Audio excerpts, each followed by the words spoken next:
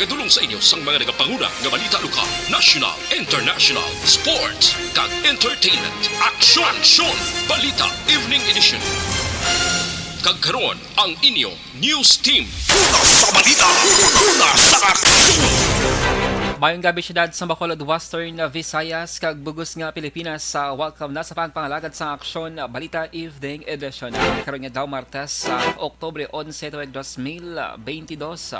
Makita kita live sa mga official Facebook page kag sa YouTube channel ang Aksyon Radyo Bacolod kag mabatian pa sa www.aksyonradyobacolod.com.ph.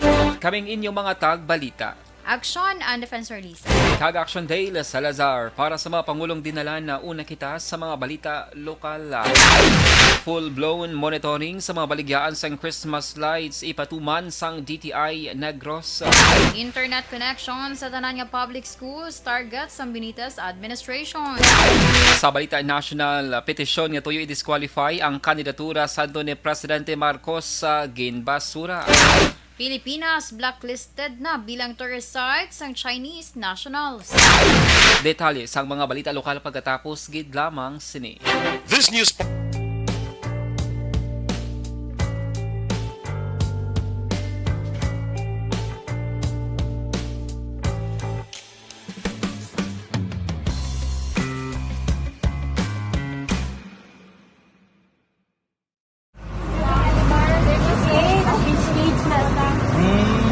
For every shared story is an inspiration for many. But it could be more inspiring if that story comes from those who are less heard. When asked about how we were able to select Mulukabok Integrated School in Sagay City as a beneficiary of the annual Balik Eskwela program, the answer is very simple. Frankly speaking, we wanted to see and experience the renowned Mulukabok footwalk in its Mayong gabi sa mga kaksyon nga nagatutok subong sabon sila nga Facebook Live. Sige, sulod ka mo sa aton sila nga pagpangalagan mga kaksyon na pwede na makabilin sang inyo sa mga messages kag greetings pag sa comment section sang aton sila nga Facebook Live. Happy Maskara sa buong ika-on sinang adlaw sa aton sila 43rd Maskara Festival. Nakalagaw na kamo ba lamang kaksyon sa pila natin nili ka mga festival site. So ikaw aksyon nakalagaw ka diba doon sa may peryahan ng bayan. Uy!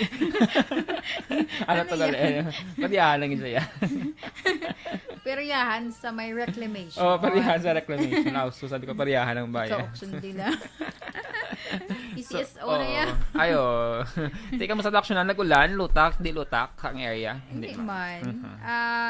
Ano lang, during the time sa paglagaw-lagaw ng action day, wala man ulan. Oo, kag do ka namin ang lasang tiyempo, that's why nga kadamo gani actually sa mga naglalagaw dito.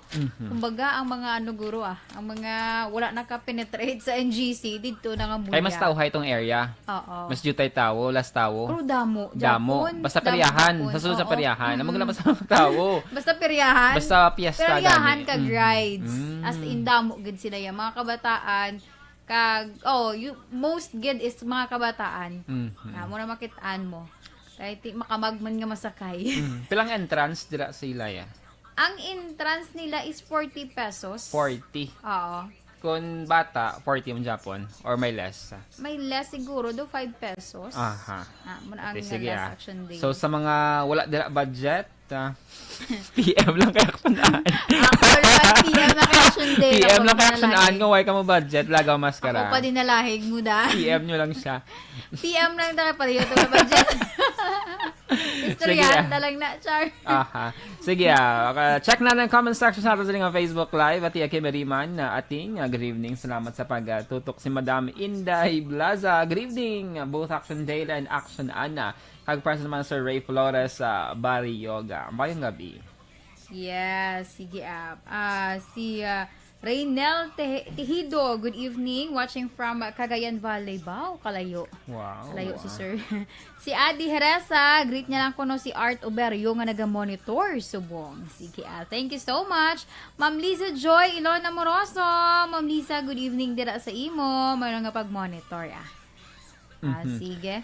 Padayon lang sa pagbadala sa inyong mga messages mga ka-action na kay After Local News atong balikan ng ating siling Facebook Live comment section. By the way, sa mga 19,000 Facebook Live viewers natin, nag-increase kita. Thank you so much. Basta pwede nyo ma-share ang ating siling Facebook Live mga ka-action na. And by the way, we are also active sa among siling mga individual Facebook pages.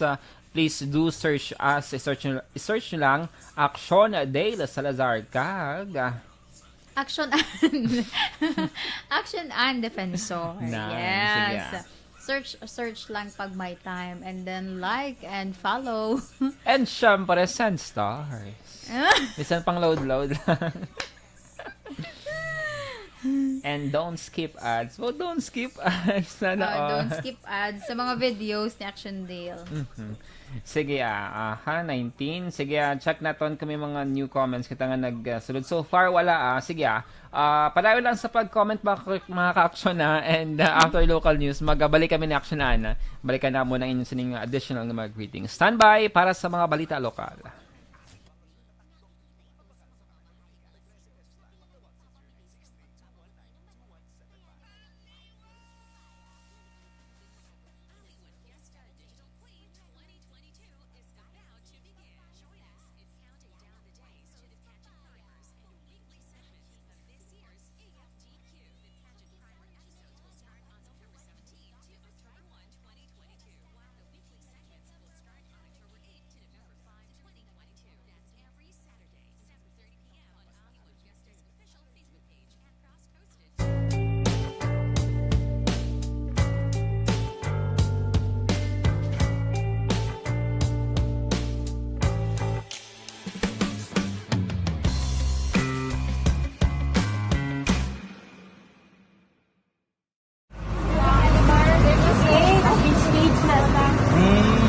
For every shared story is an inspiration for many.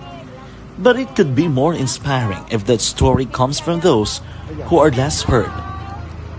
When asked about how we were able to select Mulukabok Integrated School in Sagay City as a beneficiary of the annual Balik Eskwela program, the answer is very simple. Frankly speaking, we wanted to see and experience the renowned Mulukabok footwalk. Action Radio Philippines Standard Time las 6:18 kagkaron sa detalye na sang mga balita lokal. Magapatigayo na sang full-blown monitoring ang DTI Negros sa mga balaligyaan sang Christmas lights sa umpisa sa masunod nga semana. Suno kay DTI Negros Head Rachel Nafable, ini ang tuigan na ang schedule sang ahensya sa pag-check sang nasambit nga produkto. Ginpahayag sini nga tanan nga balaligyaan sa Bacolod kag Negros ang gina-monitor ilabi na nga dapat kinahanglan mayara sang Philippine Standard Mark kag may import commodity clearance sticker ang ilang mga produkto. Ginpahayag man ni Nafable nga sa October 7 nagpatigayo naman sila sang seminar sa mga retailers diri sa probinsya. Kaupod man ang Bureau of Philippine Standards sagud talakayon ang mandatory products nga dapat may PS kag ICC marks. Ginapabaluman ang mga nagabaligya nga may penalidad sila nga pag-atubangon. Naga-full gid kami sa monitoring starting the third week of October, and then gina-disseminate na namon nga mga information sa mga retailers, just like recently, last week. Nabatian na si DTI Head Negros Rachel Nafable. Plano ni Bacolod Mayor Albi Benitez nga mabutangan sang internet connections ang tanan nga public school sa syudad sa Bacolod. Ini kasunod sang pagsinapol sang alkalde Subong nga Martes kaupod ang pamuno kag tiglawas sang Department of Education Division sang Bacolod City para matalakay ang ila kinahanglanon kag pangabay subong nga tuig.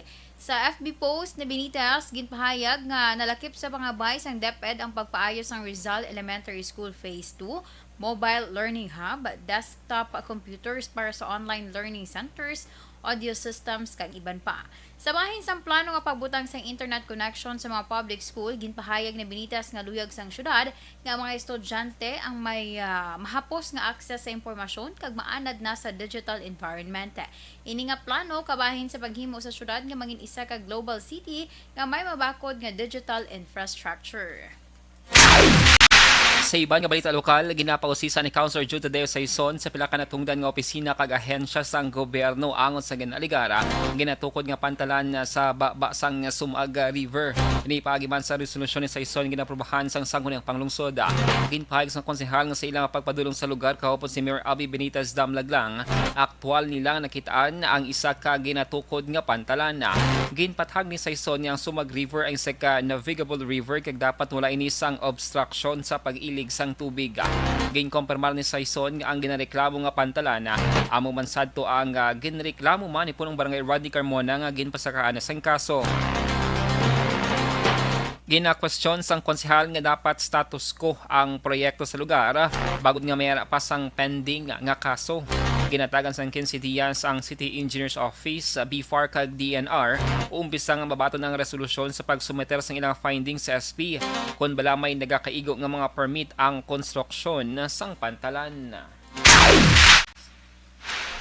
Samtang sa katapusan nga balita lokal, wala na nagpahamtang sang Bacolod City Police Office personnel sa selebrasyon sang panaan sa maskara sa Barangay Alihis kag ang taga Negros Occidental Police Provincial Office na ang may full control sa peace and order sa isa sa Mascara Festival site. So nakalutanan Colonel Sherlock Gamanang, spokesperson sa Bacolod PNP, nokpo ang magabantay sa pito ka adlaw nga aktibidad sa Panad Park and Stadium.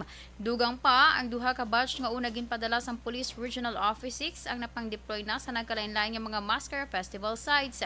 Ginapaabot man sini nga semana mag-aabot ang ikatatlo nga batch sa augmentation gikan sa PRO6 para sa syudad. Pagklaro ni Gabana, wala gintingog padala ang mga personnel bangod gindepende lamang sa scheduled activities ang sangkapyastahan. Sa balita, sa aksyon!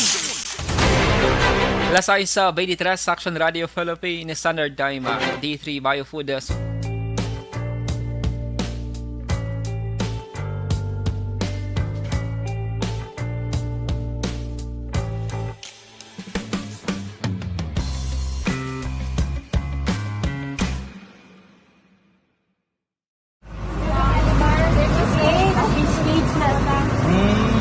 For every shared story is an inspiration for many.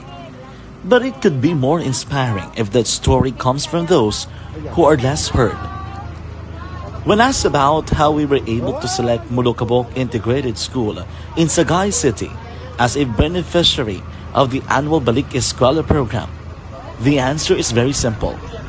Frankly speaking, we wanted to see and experience the renowned Mulukabok footwalk and its beautiful nature.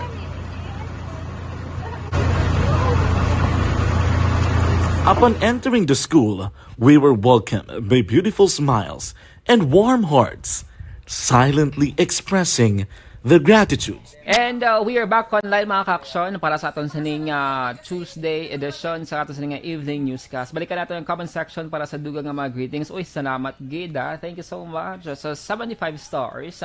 Halin kay Rainel Tijedo. No, Rainel Tijedo. Amo to siya kay earlier action nga nagalantaw mo na dira sa may Cagayan Valley. Thank you so much sa 75 stars.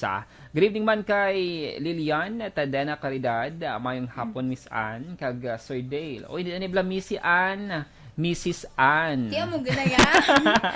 Emphasize kasi bilaw, Mrs. Ann Lisay na. Dead air. Sige, padayon lang sa pagpadala sa inyo sa mga messages, mga ka-action na. And syempre, eligible lang ato sa inyong Facebook page nga magbaton sang Facebook stars. So kung may mga sobra-sobra ka madala or may free stars pa ka madala, you can send stars. I-click nyo lang dirang star kag check nyo kung may free pa ka mo kag pwede nyo gina ipadala sa aton sining official Facebook page, ang Aksyon Radio Bacolod. Or pwede man dito sa amon sini pages ni Action Ann, search lang Action Ann Defensor, kita ka mo dira isa ka video, or Action Dale Salazar, kita ka mo isa ka video, kag click nyo lang ang star icon, kag pili ka mo dira option kung pila ang duyag nyo nga ipadala nga Facebook stars. Thank you so much in advance. Salamat, Gid. Sige, doon lang reaction nila. Yes, no? So, salawat sa mga 16,000 Facebook Live viewers natin, sa mga late tuners, good evening and welcome sa ating sa Facebook Live. Si Lilian. Tadena Claridad, evening kag man nga pag-monitor sa imo, ma'am. Adin ka man nga bahin sa Bacolod, Negros Occidental, all over Western Visayas. Sige na, ikaw naman. Yeah, so 16 ang ato sining Facebook Live viewers. Uy, sa mga luyang may baluan ang schedule sang Mascara Festival, check nyo lang ang ila sining Facebook page, Mascara Festival or Bacolod Yuhum Foundation, no? Kay may sa ka-poster nga ginabutang nila ang series of activities nga patigayon sa sulod sang isa kadlaw. Or pwede man makaka-download actually sa ina sining mobile application nga Bacolod Mascara. Kaya dira ang mga calendar of activities, no? Sang events diri sa may syudad sang Bacolod. Yes, Action Day. Sana all. Damo na yung nakatuan. Damo na kahapon naglabay lang ko sa Upper East. Dito ko may nagsunod festivals. kagid. Wala, naglabay lang ko to amo na nagparking lang ko dayon sa may kilid-kilid to kag nagawa ko to lakat-lakat lang ko video tapos upload. Amo lang yung bukas na siya galing Upper East Avenue dira sa may before sang Bacolod Government Center. Pero bukas siya po lang dalan na kung gusto mo maglabay going sa circumferential to Lopez Haina or Lopez Haina to circumferential. Bukas siya po ang alagyan. May mga certain portion ng sang Upper East Avenue nga gin-close bago may gin-install or gin-install. Ginbutang nga stage kag may pila ka mga kiosko dito sa lugar para sa mga pagkaon kag mga negosyante dito sa area actionan. Yes, Action Day. Aha. Oy, tune in. Standby ka mo sa akong sa nga page kay meron ako 500 GC nga Masanbay man ko McDonald's Dale. Upper East nga ipanghatag naton. Pwede ko na kayo dala, Dale. Tanya lang ako sa nga post, wala pa ako ka-post kay do kadamo sa buong sang ganap sa life, no. So 500 pesos gini mga worth ganap? of GC. Asin do ka kapoy sa buong adlaw or kadamo lang Di sa ka gina, kalay-balay mo na si mo. Oo. Nandun ko lang, no? So, 500 GC worth sang McDonald's Upper East. No? Share mo na may iban sa akin para ako naman para Ubus ako. sa mga babies ko. Wow! Ang dami mo palang babies. Si Action Dollar, una na mo. Wala lang daw. Attack ko na to. Isa na lang ito bilhin, 500 nga GC. No, so, muna na inyo sining bantayan sa sa Facebook page. Ganta ka kape, Dale. Timplahan ka kape. Pati ka na, joke lang Action Day. Gina-press ako ng kaya dakwa ka dilong gali sa monitor gali. Wow! Sana all. Kita ko siya no, pula-pula lang ako ng ilong ko. Normal na pula kay sulong ang dugo. Dugo. Diba? Tama na kay basi dugay-dugay hindi na naman Go, magkakal. Ay, nako. Sige, Uy, nag-down kita sa 12. Basta sa nagadigamos sa action ad sa buong. Kay tig, ni subong mo, tig panyapon, di ba, Action Day. Or ang iba, nagadiga mo, magitod for panyapon pa lang nila. Mga 7 or 8, tig panyapon. Imo Action Day. Kisa 9. Pero subong niya. Nagkaon ako gina molo. Before talaga nag-onboard, nagkaon ko molo. So, Hindi nga ako pag sulod mo nga na may reklamo ko pa Japon. Matagal doon na dundan ko. Standby sa mga balita national.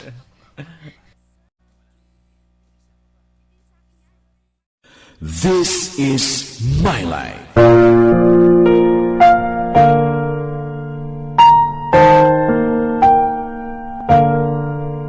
This is my life. Ang tagsa katawo may kaugalingon nga istorya. Ang tagsa katawo may pinasahi nga inagihan sa kabuhi.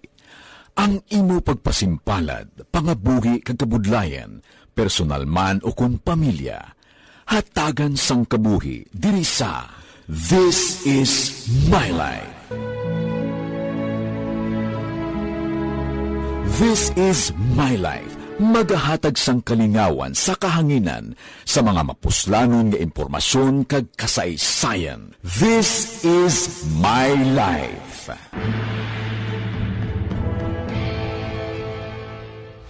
Pag champion ang ginamit mo, may pagkakataon kang maging milyonaryo. Champion na, milyonaryo pa! Ilagay sa isang papel ang iyong name, age, address, phone number at pirmahan. Ilagay sa isang white legal-sized envelope at lakipan ng alinman sa mga required proof of purchase. Kasama dito ang tamang bilang ng empty sachets, wrappers at mga pouch ng Champion Superpower Detergent at Champion Antibacterial Fabricon. Salamat. Kagkaroon sa detalye na sa mga balita nasyonal. Ginpahayag ni PNP Chief General Rodolfo Azurin Jr. nga ang mga terorista kagiban pa nga dangerous suspects ang dapat presohon sa pasilidad sang Armed Forces of the Philippines o AFP kag ini sa PNP Custodial Center. Ini kasunod sa insidente nga may 3 ka BUCF members nga napaidalam sa kustodiya sang pulis nga nagtinguha nga magpalagyo sa PNP Custodial Center nga nagresulta man sa pag-hostage kay Anisidor Laila de Lima. Suno kay Azurin, dapat hindi pagpresohon ang ini nga klase nga suspect sa Campo Crame. Pero ang korte among nagamando sa kapulisan nga presohon ang suspect sa pasilidad sang PNP bangod sa pilaman ka mga rason. Bangod sini nagpangabay si Azurin nga dapat ma-review ang pulisa angot sa detention sang mga suspect. Nagwa sa Pulse Asia Survey nga 90% sa mga Pinoy ang nakabasa o nakalantaw sa peke nga political news, samtang 86% naman ang nagapati nga dako nga problema asa nga pungsod ang fake news. Sa survey nga ginpatigayon sang Setyembre 17 to 21 ginapakita nga 26% sang respondents ay nakabasa, nakabati kag nakalantaw angod sa peke nga impormasyon hanungod sa gobyerno kag politika sa pila ka beses sa kada semana. 25% ang naka-eksperyensya sa pila ka beses kada bulan kag 21% ang sa isa ka beses sa bilog nga adlaw. Nagwa man nga 58% sang respondents ang nagpahayag nga ang social media influencers, bloggers kag vloggers ang nagapanguna sa pagpalaptas ng fake news angot sa gobyerno kag politika. Ginasundan ini sa mga journalist nga may 40% kag national level politicians nga may 37%. Sa katapusan nga balita national, ginpaboran sa Comelec and Bank ang resolusyon sa Comelec First Division na petsan Abril 22, 2022 nga nagabasura sa petisyon nga nagatuyo nga i-disqualify ang kandidatura sa ni Ferdinand Marcos Jr. nga mo nagdaog sa pagka-presidente nagdigad nga Mayo 9 nga eleksyon. Sa desisyon sa N-Bank na petsan Oktubre 10, ginbasura sa Comelec and Bank ang motion for reconsideration nga ginfile sang mga petitioner kag ginpaboran ang findings sang First Division nga ang kapaslawan nga mag-file sang income tax return ang hindi krimen angot sa moral turpitude. Suno sa N-Bank, wala sang bago nga matter kung issue nga ginpalambot ang mga petitioner nga makombenser sa ila nga i-considerar ang ila nga motion. Ang resolution ang ginpermahan nanday Commissioners Socorro Enting, Marlon Casquejo, Aimee Farolino, kag Ray Bulay. Nag-inhibit naman si Chairman George Garcia bangod iya ng kliyente sadto si Marcos. Ginpahayag ni Comelec spokesman Attorney John Rex Laudianco, sa tion nga mag-apelar pa ang mga petitioners kinahanglan na nila nga magdangop sa Supreme Court kag mag-file sang petition for review on certiorari sa idalom sang Rule 64 o kon Rule 65.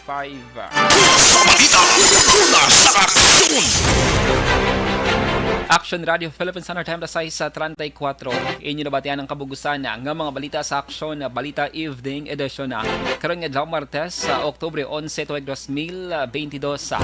Sa liwat kaming inyong mga tag-balita. Action ang Defensor Lisa. Kag-Action Dale Salazar. Una sa balita, una sa aksyon. Sa Bacolod, Action Radio.